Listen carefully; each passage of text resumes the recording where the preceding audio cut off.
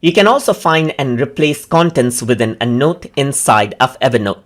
So to do that, if I were to go around over here onto this particular note right here, you can see task is a word right here. So let me just go around and replace the word task with assignment.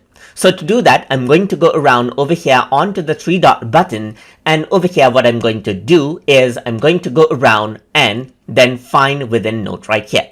Once I do that, I can go around and type in task right here. That is the word that I want to replace, and I can replace it with another word right here. Let's say, for example, like assignment.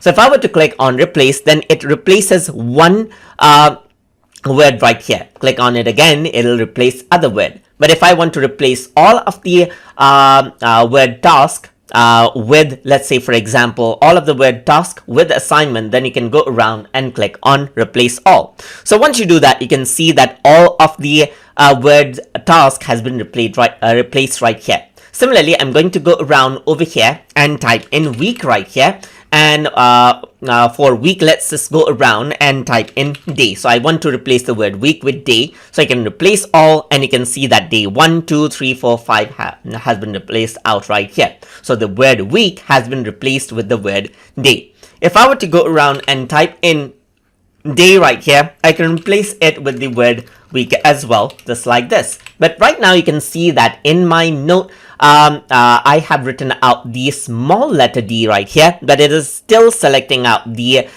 D with capital letter in it. So if I were to go around and turn on match case, then it has to match the case right here. So if I were to type the capital D, then you can see case wise it'll highlight out everything, and you can replace everything right here. So that is how you can go around and find and replace contents in notes inside of Evernote. So I hope you guys learned something as always. And as always, please like, comment, share, and subscribe.